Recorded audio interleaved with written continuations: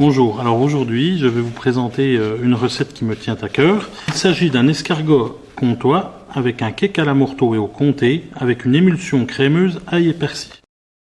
La veille, il vous faut faire le cake.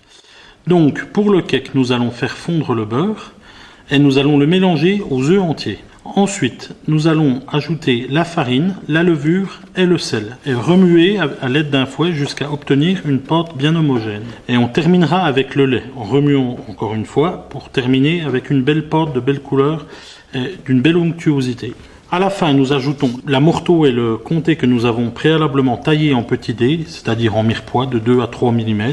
Nous allons mélanger tout ça et verser ça dans un moule à cake ou un moule à muffins ou une plaque de cuisson, comme vous voulez, à votre appréciation pour votre dressage d'assiette. Nous allons enfourner tout ça à four à chaleur tournante à 180 degrés pendant environ 20 minutes pour un cake qui va faire à peu près 5 à 6 cm d'épaisseur. Pendant ce temps-là, nous allons faire notre beurre d'escargot. Nous avons sorti notre beurre au préalable, donc le beurre de la fromagerie de Nozoroy, du très bon beurre, auquel nous allons ajouter le persil, l'ail et le sel, les échalotes.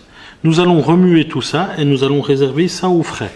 Donc on va découper le cake, nous allons faire des bandes, je dirais à peu près de 7 à 8 cm de longueur et de 1 cm de largeur, sur la hauteur du cake. N'oubliez pas que tous les parures de votre cake, vous allez pouvoir les manger à l'apéro. C'est très bon, en plus il y a du comté dedans. Donc un comté qui vient de la fromagerie de Loul, un comté de 12 mois d'affinage. Et il y a aussi de la morteau, donc ça ira très très bien pour un petit apéritif entre amis. Ne jetez surtout rien. Donc nous allons continuer notre recette. Nous allons faire l'émulsion crémeuse ail et persil. Pour ce faire, nous allons faire bouillir la crème auquel nous allons ajouter notre beurre persillé. On va monter tout ça au fouet pour finir avec un Vorwerk ou un mixeur plongeant pour ceux qui ne possèdent pas de Vorwerk. On va y passer à la machine un certain temps pour vraiment pour que on obtient une sauce très fine et très légère. Dans cette sauce que vous avez obtenue, vous allez pouvoir prélever, on va dire, un tiers de cette sauce pour réchauffer vos escargots, donc des escargots comtois bien sûr. Dans cette sauce, une fois finie, vous allez pouvoir mettre votre absinthe. Donc alors l'absinthe, 2 cuillères à soupe, tout dépendra de votre goût. Et ensuite, vous dresserez le tout harmonieusement.